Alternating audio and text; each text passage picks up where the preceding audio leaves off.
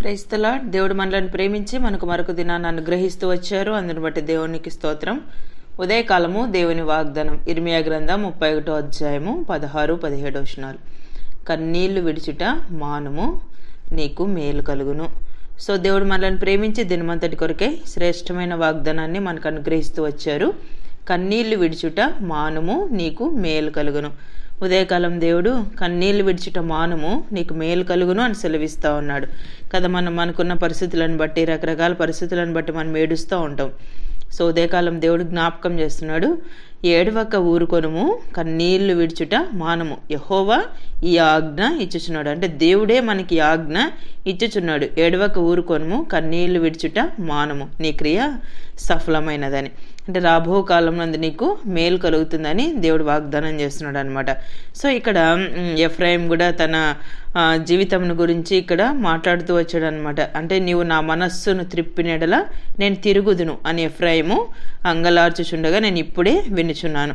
అంటే మన జీవితంలో మనకున్న పరిస్థితులను బట్టి ఉదయకాలము నీవు కూడా కన్నీరు విడుస్తూ ఏంటో నా జీవితము ఇలా అయిపోయింది అని నెమ్మది లేకుండా కలవరంతో కూడిన జీవితాన్ని నువ్వు ఉదయకాలం కలిగి ఉంటా వచ్చావేమో. ఎఫ్రాయిం అంటున్నాడు దేవుని దగ్గర, నువ్వు నా మనస్సును త్రిప్పినడలా నేను తిరుగుదని.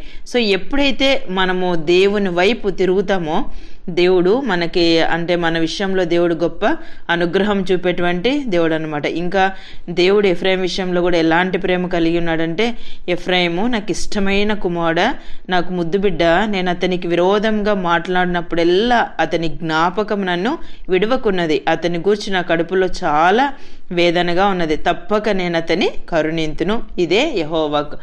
దేవుడే ఈ మాటలు తెలియపరుస్తూ వచ్చాడు అనమాట. అంటే ఎఫ్రాయిం యొక్క మనస్సును ఎరిగినటువంటి దేవుడు ఉదయకాలం తనే స్వయాన్ని అంటున్నాడు కదా, నీవు నా మనస్సును త్రిప్పినడలా నేను తిరుగుదును అని. సో దేవుని వైపు తను ఎప్పుడైతే తిరుగుతూ వచ్చాడో, పశ్చాత్తాపడుతూ వచ్చాడో, తన బాల్యకాలమందు కలిగిన నిందల అవమానాలన్నీ కూడా సో తన జ్ఞాపకం చేసుకొని సిగ్గుపడినట్టుగా దేవుని యొక్క వాక్యంలో మనం చదువుతాం. ఇదే ఇర్మియా గ్రంథం 31వ అధ్యాయంలో. సో దేవుడు ఎఫ్రాయిం గురించి సాక్ష్యం ఇస్తున్నాడు, నేను అతనికి విరోధముగా మాట్లాడినప్పుడల్లా అతని జ్ఞాపకము నన్ను విడవకున్నది.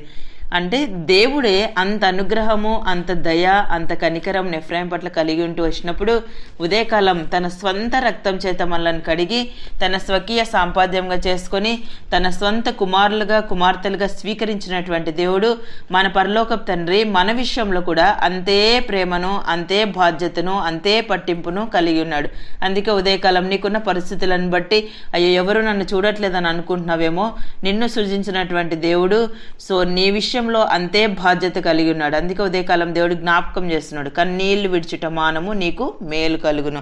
2 రాజుల గ్రంథం 20వ అధ్యాయం 5వ వచనం చదివితే, నీవు కన్నీళ్లు విడిచుట చూచితిని, నీ ప్రార్థన నేను అంగీకరించి ఉన్నాను, నేను నిన్ను బాగు చేసేదని. ఇక్కడ హిజ్కియాతో ఈ మాట దేవుడు సెలవిస్తూ వచ్చాడు అనమాట. హిజ్కియా సో తన జీవితంలో సంభవింపబోయే పరిస్థితుల గురించి దేవుడు తెలియపరుస్తూ వచ్చినప్పుడు తను చాలా బాధపడి దేవుని యొక్క సన్నిధిలో ప్రార్థించినట్లుగా మనం దేవుని యొక్క వాక్యంలో చదువుతాం. అతడు ముఖము గోడతట్టు తిప్పుకొని యథార్థ హృదయుడనే సత్యంతో నీ సన్నిధి నేను ఎట్లు నడుచుకుంటునో, నీ దృష్టికి అనుకూలంగా సమస్తం నేను ఎట్లు జరిగించుతునో కృపతో జ్ఞాపకం చేసుకున్నామని హిజ్కియా కన్నీళ్లు విడుస్తూ దేవుణ్ణి ప్రార్థన చేస్తూ వచ్చాడు. అందుకే దేవుడు మాట్లాడుతూ వచ్చాడు, కన్నీళ్లు విడుచుట చూచాను, నీ ప్రార్థన నేను అంగీకరించున్నాను, నేను నిన్ను బాగు చేస్తానని. ఇంకా దేవుడు తనకి అడిగిన దానికంటే అధికమైన ఆయుష్ తనకు అనుగ్రహించినట్లుగా మనం దేవుని యొక్క వాక్యంలో చదువుతాం. 2 రాజుల గ్రంథం 22వ అధ్యాయం 19వ వచనం చదివితే, నా సన్నిధిని కన్నీళ్లు రాల్చితివి గనుక నీవు చేయు మనవిని నేను అంగీకరించున్నాను. ఇక్కడ యోషియా తన చిన్న వయసులోనే 8 సంవత్సరాల వయసులోనే తను రాజైనట్లుగా మనం దేవుని యొక్క వాక్యంలో చదువుతాం.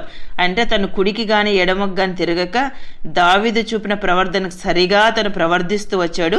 సో తను కీడు వస్తుందని దేవుడు తెలియపరుస్తూ వచ్చినప్పుడు తను ఏ విధంగా దేవుని వైపు తిరుగుతూ వచ్చాడు అంటే దేవుడే అక్కడ సాక్ష్యం ఇచ్చినట్లుగా మన వాక్యంలో చదువుతాం. నేను చెప్పిన మాటలను నీవు ఆలకించి మెత్తని మనస్సు కలిగి యెహోవా సన్నిధిని దీనత్వం ధరించి నీ బట్టలు చింపుకొని నా సన్నిధిని కన్నీళ్లు రాల్చితివి గనుక నీవు చేయి మనవిని నేను అంగీకరించున్నాను. అంటే తను ఏ విధంగా పశ్చాత్తాపడుతూ వచ్చాడో కూడా ఆ మాటలు కూడా దేవుని యొక్క వాక్యంలో బయలుపరుస్తూ వచ్చాడంట. అంటే తన మెత్తని మనస్సు కలిగి దేవుడు చేస్తానన్న చెప్పిన కీడు ఖచ్చితంగా చేస్తాడు. సో అలాంటి పరిశుద్ధ దేవుని యొక్క సన్నిధిలో తను ఎంత మెత్తని మనస్సును కలిగి దేవుని సన్నిధిలో దీనత్వాన్ని ధరించి కన్నీళ్లు రాల్చి ప్రార్థన చేస్తూ వచ్చాడు. దేవుడు తన యొక్క ప్రార్థన అంగీకరించినట్లుగా మనం దేవుని యొక్క వాక్యంలో చదువుతాం. ఈ స్థలం మీదకి రప్పింపబో కీడును నీవు నీ కన్నులతో చూడనే చూడవు, ఇదే యెహోవా వాక్కు అని అక్కడ రాజుకు వర్తమానం పంపుతూ వచ్చారనమాట ఉదయకాలం.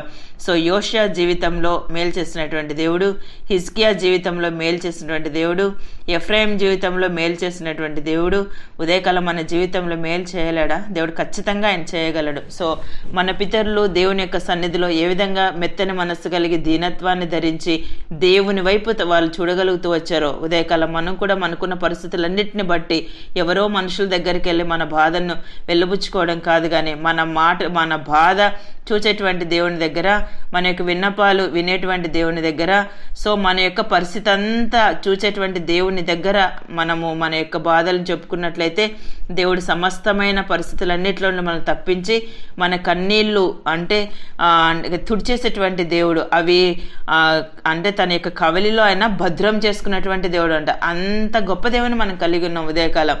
సో నన్ను చూస్తున్నటువంటి దేవుని సన్నిధిలో సో నేను కూడా దేవుని దగ్గరికి వెళ్ళి ప్రార్థిస్తాను అని ఎప్పుడైతే మనం దేవుని యొక్క సన్నిధిలో మనం వినవించుకొని మనవి చేసుకుంటామో, దేవుడిచ్చిన వాగ్దానాలు మన జీవితానికి అన్వయించుకుంటామో, సో మన జీవితంలో కూడా ఆయన మేలు చేసేటువంటి దేవుడు అనమాట. ఉదయకాలం నీకున్న పరిస్థితులను బట్టి నువ్వు దిగులు పడొద్దు, భయపడవద్దు, దేవుని వైపు చూడు. దేవుడు ఖచ్చితంగా నీ క్రియను సఫలం చేస్తాడు, నీ ప్రార్థన అంగీకరిస్తాడు. నువ్వు కన్నీళ్లు విడుచుట ఆయన మానుమని ఉదయకాలం జ్ఞాపకం చేస్తున్నాడు. దేవుడు నీకు మేలు చేసేటువంటి దేవుడు నాలో ఉన్నాడని నువ్వు గుర్తించి ఆయన వైపు చూసినట్లుగా దేవుడు నీకు సహాయం చేయను గాక. ప్రార్థన చేసుకుందాం. ప్రియమైన తండ్రి, మీకు వందనాలు.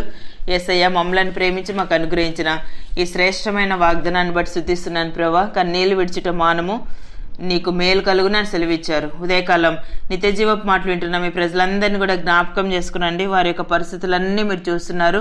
పరిస్థితులన్నింటిలో కూడా మీ యొక్క చాలంత సహాయాన్ని మీరు అనుగ్రహించి సహాయపడుతూ రావాల్సిందిగా కోరుతూ యేసు ప్రభు నామమున ప్రార్థిస్తున్నాను తండ్రి, ఆమేన్.